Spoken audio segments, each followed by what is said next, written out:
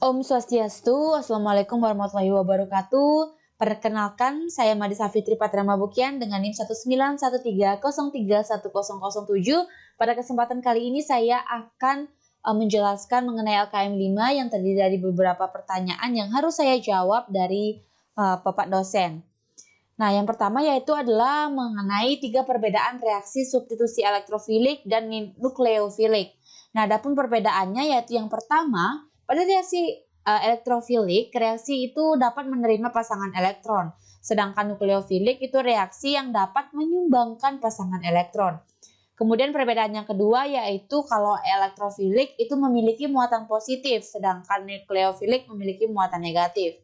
Perbedaan yang ketiga yaitu reaksi elektrofilik, itu elektrofil mengalami penambahan elektrofilik, sedangkan nukleofilik itu nukleofil mengalami penambahan nukleofilik. Nah, untuk contohnya itu sudah terdapat pada slide reaksi elektrofilik dan nukleofilik.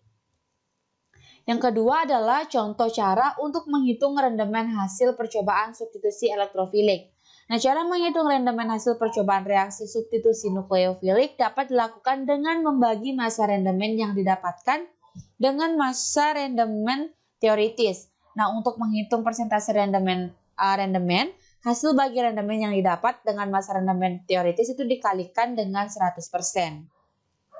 Selanjutnya yang ketiga adalah alat dan bahan yang digunakan dalam percobaan.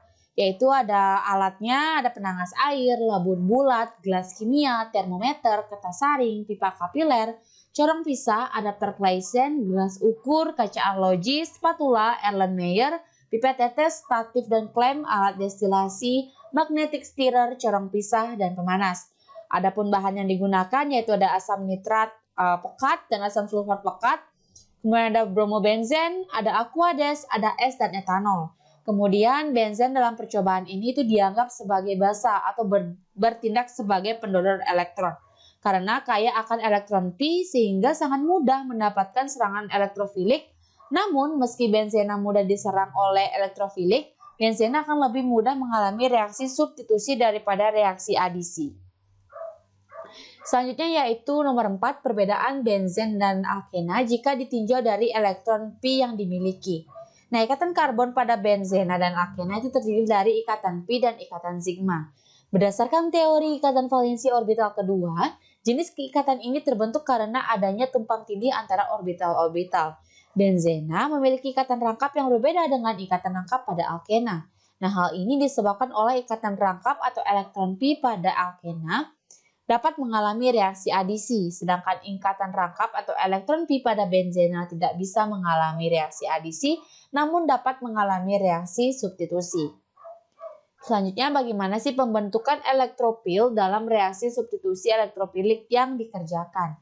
Nah, pembentukan gugus nitro dengan mereaksikan HNO3 dan H2SO4. Nah, mekanisme reaksinya yang terjadi dalam proses pembentukan gugus elektrofil NO2+ atau ion nitronium adalah sebagai berikut, sudah tertera pada slide.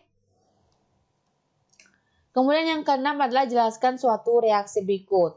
Nah, benzena itu bertindak sebagai donor elektron yang mana akan mudah bereaksi dengan elektrofil atau penerima elektron. Nah, benzena mengalami reaksi substitusi elektrofilik yang mana kondisi ketika satu elektrofil disubstitusikan untuk satu atom hidrogen pada cincin aromatik. Senyawa yang dihasilkan merupakan senyawa kompleks pi.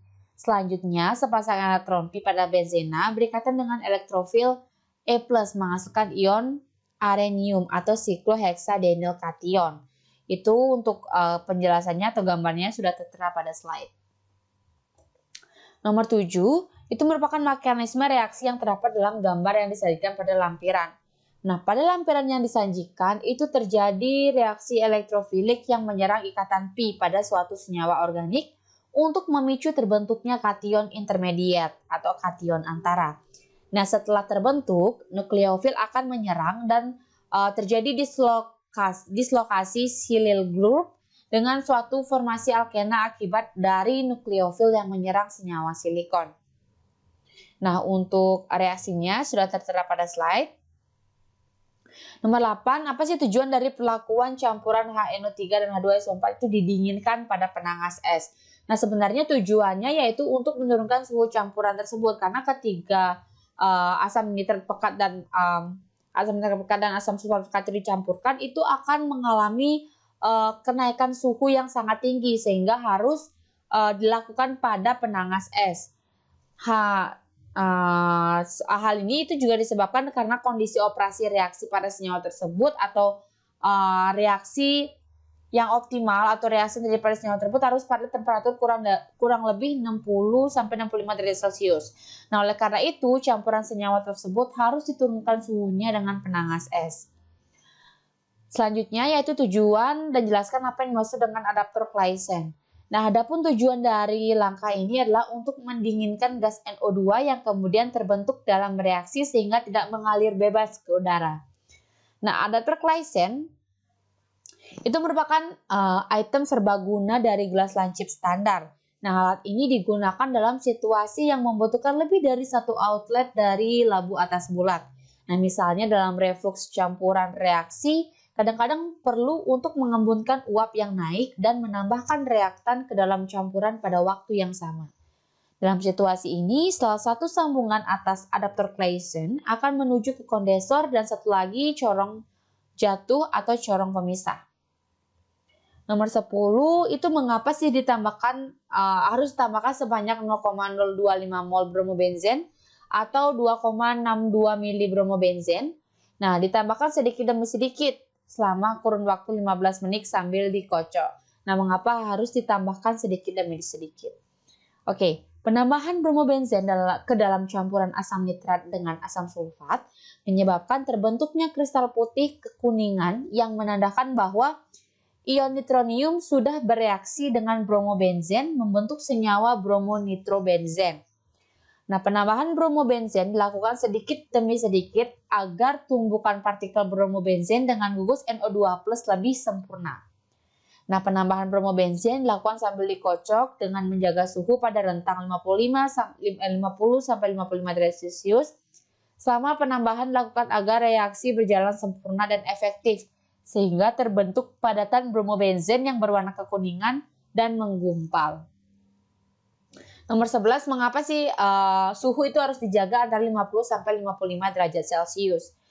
Itu agar adisi dapat berjalan sempurna dan efektif, sehingga ketika suhu dijaga pada rentang tersebut, akan terbentuk padatan bromobenzen yang berwarna kekuningan dan menggumpal. Selanjutnya yang ke-12, jika sudah terdapat kristal, itu disaring. Nah, kita cuci dengan air dingin. Nah, mengapa harus dicuci dengan air dingin? Nah, pencucian dengan air dingin ini bertujuan untuk menghilangkan kontaminan dari kristal yang diperoleh. Nah, kemudian kristal dibiarkan pada kertas saring sampai mengering. Selanjutnya, kristal dipindahkan ke dalam labu Erlenmeyer 100 ml menggunakan etanol 95% sebanyak 20 ml, lalu dicampurkan. Campuran dipanaskan sampai semua kristal larut. Nah, lalu kristal dicuci kembali dengan sedikit alkohol dingin dan dikeringkan. Baik, kristal yang telah diperoleh dengan penambahan air dingin tersebut ditambahkan etanol 95% itu dengan tujuan untuk mengubah produk sampingan seperti M-bromonitrobenzena dan O-bromonitrobenzena menjadi P-bromonitrobenzena. Kristal P-bromonitrobenzena sering disaring dan dicuci dengan alkohol dingin. Nah, hal ini dilakukan karena kristal P-bromonitrobenzen itu memiliki kelarutan yang rendah dalam alkohol dingin, sedangkan O-bromonitrobenzen dapat larut dalam alkohol dingin. Selanjutnya, dengan cara apa bentuk campuran dengan kristal 1 lalu ditimbang dan diperiksa titik leleh bentuk kristal 4-bromobenzen. Oke, kristal yang diperoleh dimasukkan ke dalam labu Erlenmeyer, kemudian dilarutkan dalam etanol 95%.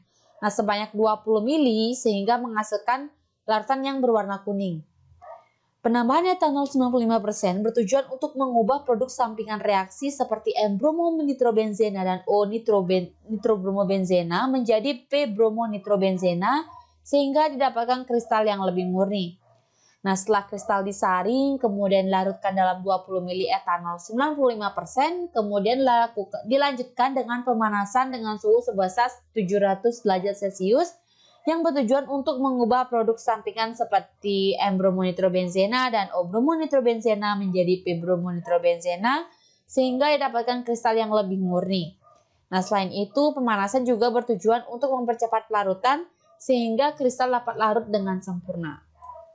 Sekian dari presentasi saya. Mohon maaf apabila ada salah kata. Terima kasih. Om Santi Santi Santi Om.